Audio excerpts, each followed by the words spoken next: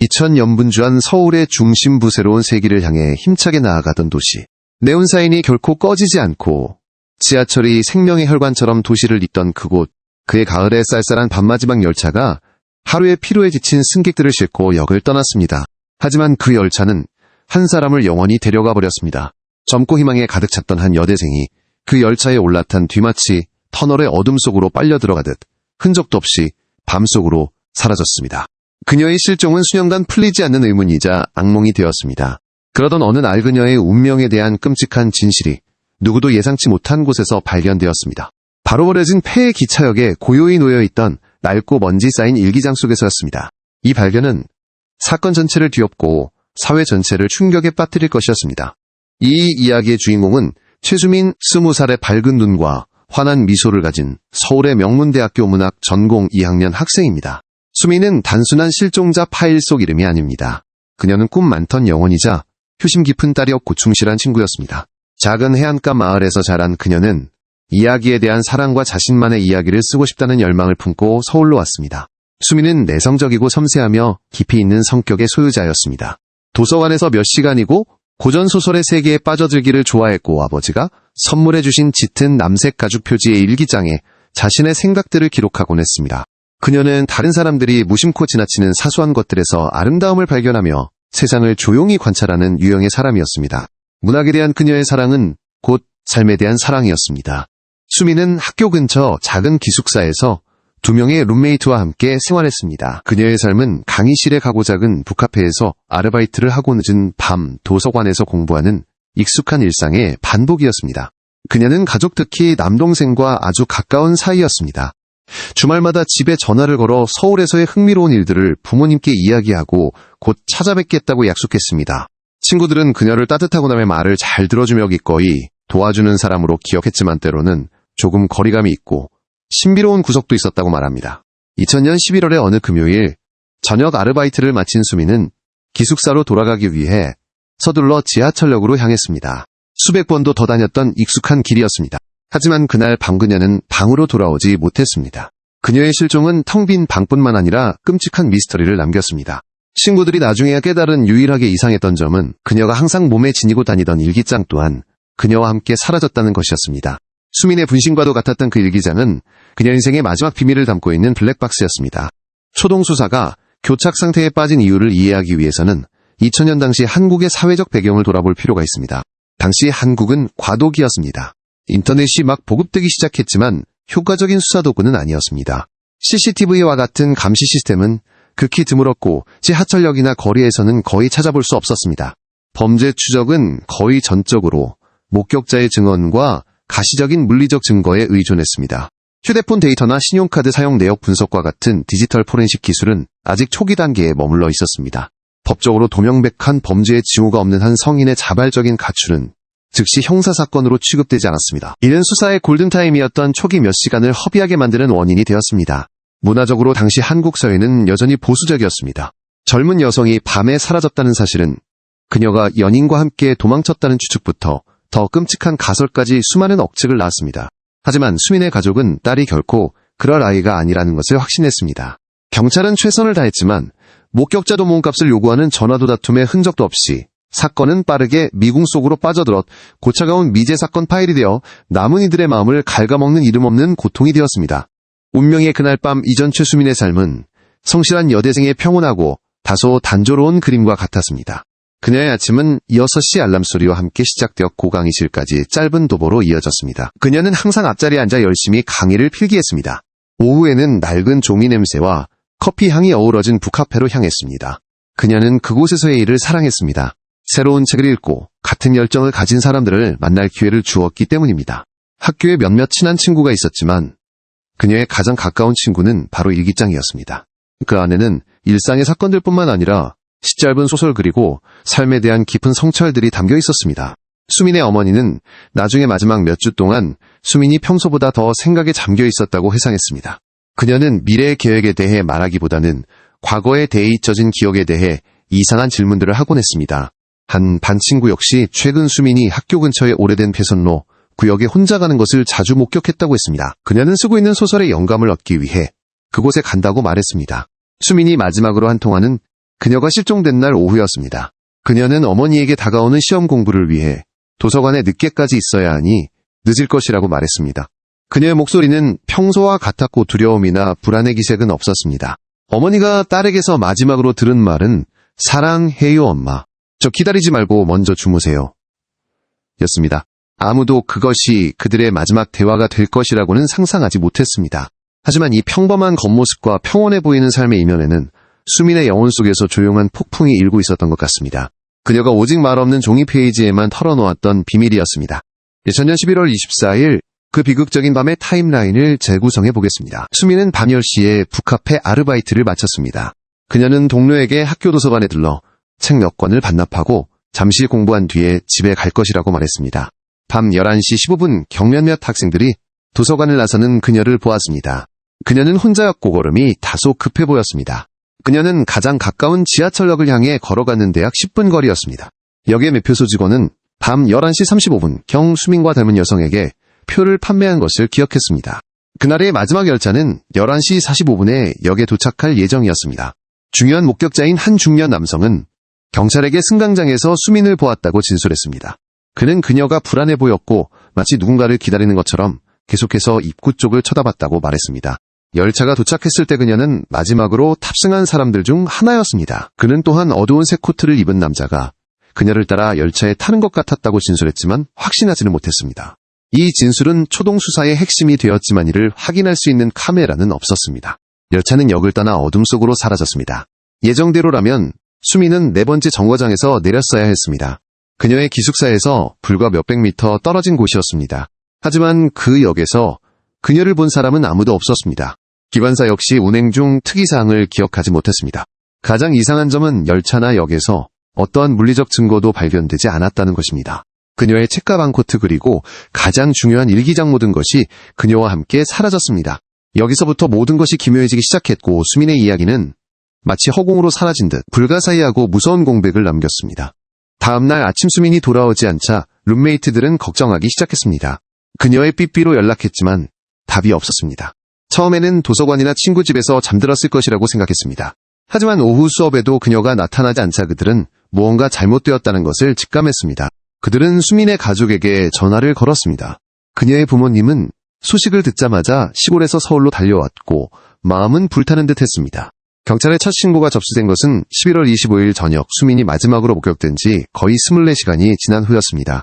서울지방경찰청 형사과가 사건을 맡았습니다. 담당자는 실종 사건 처리 경험이 많은 고된 인상의 박진우 형사였습니다. 그는 첫 몇 시간이 가장 중요하다는 것을 알고 있었고 이미 귀중한 시간을 놓쳤음을 직감했습니다. 수민의 작은 기숙사 방에 들어선 박 형사는 기이할 정도로 정돈된 모습에 위화감을 느꼈습니다. 주인의 부재를 제외하고는 모든 것이 제자리에 있었습니다. 초동 수사는 수민의 동선을 다시 추적하는데 집중되었습니다. 경찰은 친구 교수 동료부터 마지막 열차에 함께 탔던 승객들까지 수십 명을 면담했습니다.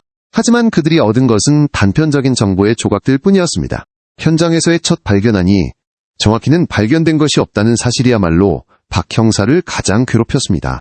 강도의 흔적도 공격의 흔적도 없었습니다. 그것은 마치 완벽한 증발과 같았습니다. 그는 밤에 텅 빈 승강장에 서서 수민의 마지막 순간을 상상하려 애썼고 전례 없는 무력감을 느꼈습니다. 하지만 그것은 훨씬 더 깊은 미스터리의 표면에 불과했습니다. 집중 수사는 몇 주 그리고 몇 달 동안 이어졌습니다. 경찰은 승강장의 유일한 목격자였던 중년 남성을 다시 신문했습니다. 그들은 어두운 코트를 입은 남자의 몽타주를 작성했지만 너무 일반적이어서 아무도 그를 알아보지 못했습니다. 수민의 과거는 샅샅이 조사되었습니다. 그녀의 친구 관계연애사 모두가 검토 대상이었습니다. 고등학교 시절 남자친구가 있었지만 오래전에 좋게 헤어졌다는 사실이 밝혀졌습니다. 빚도원한 관계도 없었습니다. 그녀는 말 그대로 깨끗한 소녀였습니다. 수많은 가짜 제보들이 나타나 수사팀을 지치게 했습니다. 부산의 한 술집에서 수민이 일하고 있다는 익명의 전화가 걸려왔지만 경찰이 현장에 도착했을 때 그것은 끔찍한 오해로 밝혀졌습니다. 자신을 납치범이라고 주장하는 편지가 배달되었지만 결국 정신 이상자의 잔인한 장난으로 드러났습니다. 경찰의 초기 가설은 무차별적인 납치 살인 사건에 무게를 두었습니다. 피해자가 단지 잘못된 시간에 잘못된 장소에 있었다는 것이었습니다. 하지만 이 가설에는 큰 약점이 있었습니다. 왜 시신이 발견되지 않는가? 경찰은 철로 주변의 모든 외진 지역을 수색했지만 물론 결과도 얻지 못했습니다. 사건은 언론에 대대적으로 보도되어 고수민의 사진은 모든 뉴스에 등장했습니다. 대중은 안타까워하면서도 두려워했습니다. 박 형사와 그의 팀의 어깨에는 엄청난 압박감이 실렸습니다. 하지만 시간이 흐르고 새로운 단서가 나오지 않자 사건은 서서히 식어갔습니다. 그것은 서울에서 가장 유명한 미제 사건 중 하나가 되었고 학생들 사이에서 무서운 도시전설처럼 구전되는 이야기가 되었습니다. 박 형사에게 그것은 지울 수 없는 가책이었습니다. 그는 항상 답이 그들이 찾던 곳에 있지 않다는 예감을 떨칠 수 없었습니다.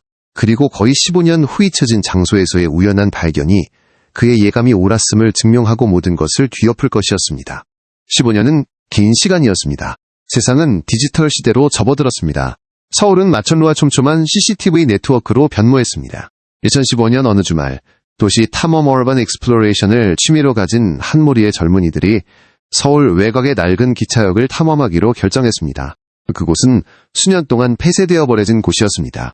한때는 오래된 철도 일부였지만 이제는 녹슨 선로와 무너져가는 건물들만 남아 있었습니다. 날코먼지 쌓인 낡은 대합실을 탐험하던 중그룹의 일원인 김지원이 썩은 나무 바닥 아래에서 헐거워진 무언가에 발이 걸렸습니다. 호기심에 그는 손으로 널빤지를 들어올렸습니다. 그 아래 작은 공간에 녹슨 양철 상자가 있었습니다. 그가 상자를 열지 않는 습기 때문에 누렇게 변하고 곰팡이가 쓴 짙은 남색 가죽 표지의 수첩이 있었습니다. 그것은 바로 최수민의 일기장이었습니다. 처음에는 지원과 친구들은 이 발견의 중요성을 깨닫지 못했습니다. 그들은 단지 누군가의 낡은 기념품이라고 생각했습니다.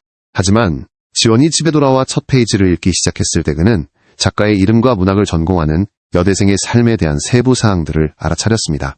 호기심에 그는 인터넷에서 최수민이라는 이름을 검색했습니다. 2000년의 미스터리한 실종 사건에 대한 수많은 기사들이 나타났습니다. 그는 자신이 한국에서 가장 소름 끼치는 미제 사건 중 하나의 잃어버린 조각을 손에 들고 있다는 것을 깨닫고 충격에 빠졌습니다. 그는 즉시 경찰에 연락했습니다.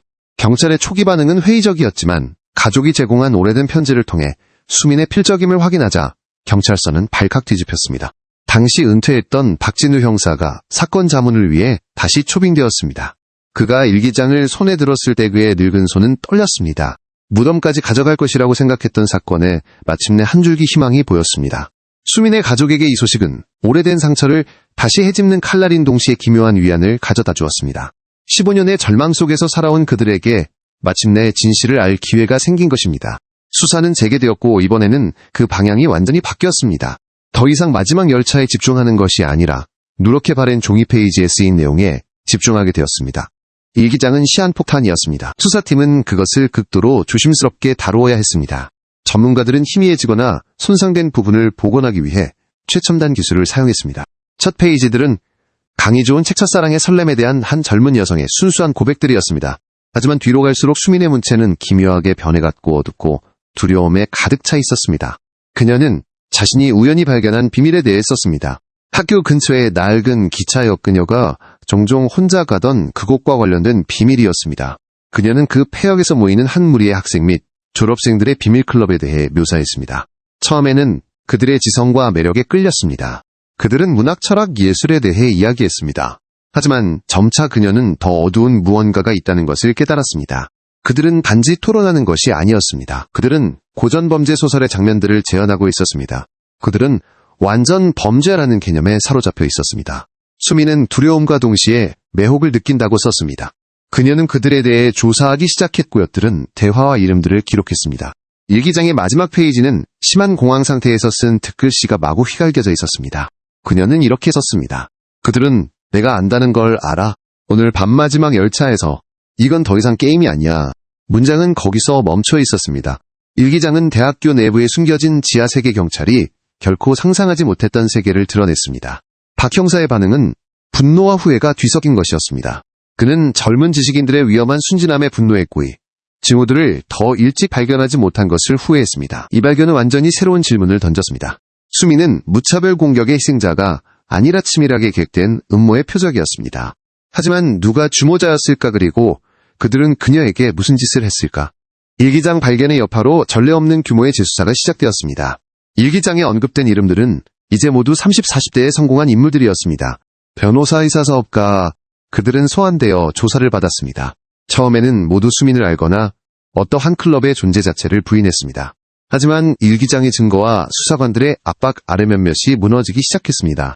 새로운 증인 오래전에 클럽을 떠났던 전 멤버가 자수하기로 결정했습니다. 그는 수민이 실종된 밤그룹이 그들의 최고의 작품을 실행하기로 결정했다고 자백했습니다.